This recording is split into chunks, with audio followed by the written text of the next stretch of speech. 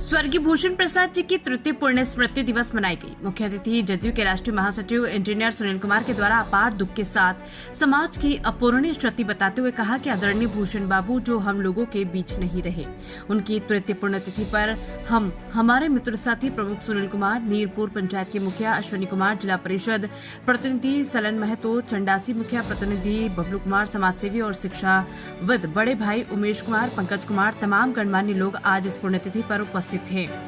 और भूषण बाबू समाजसेवी, समाज के बीच बहुत प्रतिष्ठित व्यक्तित्व इंसान थे। मैं सबसे पहले इस अवसर पर उनके सुपुत्र प्रशांत कुमार को बहुत बहुत साधुवाद देना चाहता हूं कि उन्होंने अपने पिताजी के किए कर्मों पर अपने आप को आगे बढ़ाने के लिए, समाज में प्रतिष्ठा बनाने के लिए, समाज के बीच अपने प्रतिष्ठा पाई थी, उसको निभाने के लिए समाज को जोड़ करके अपने सारे लोगों को इस पुण्यतिथि के अवसर पर बुला करके पिताजी की श्रद्धा सम्मान श्रद्धांजलि सभा करते हैं।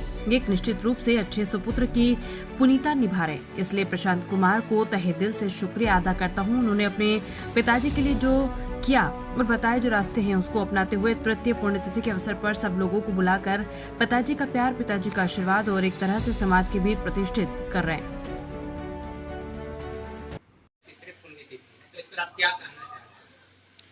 आज हमारे पिता स्वर्गीय भूषण प्रसाद जी की तीसरी पुण्यतिथि है और ये लगातार तीसरी बार हम लोग उनकी बरसी मना रहे हैं।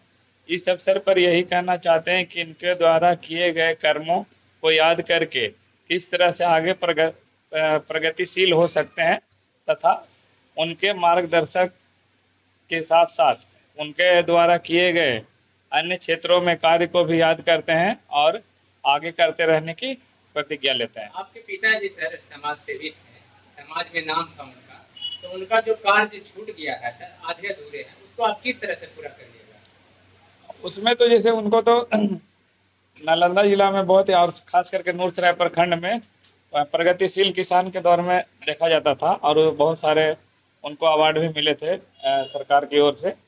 और मेन जो कार्य उनका था कि बाकी किसानों को जागरूक करके उनको हर एक तरह से मदद करना।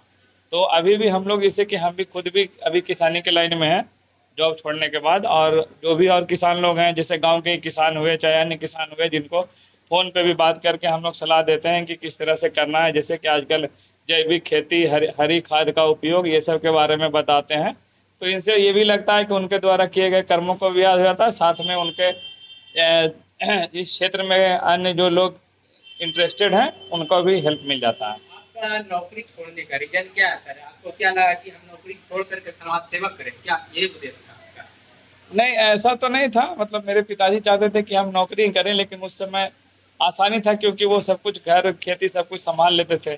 और क्योंकि मैं एकलौता उनका बच्चा था, तो अभी हमको दिक्कत हो रहा है कि यहाँ से अगर मूव कर जाते हैं तो फिर यहाँ पे कोई देखने वाला नहीं है। और आज के क्षेत्र में तो जानते हैं कि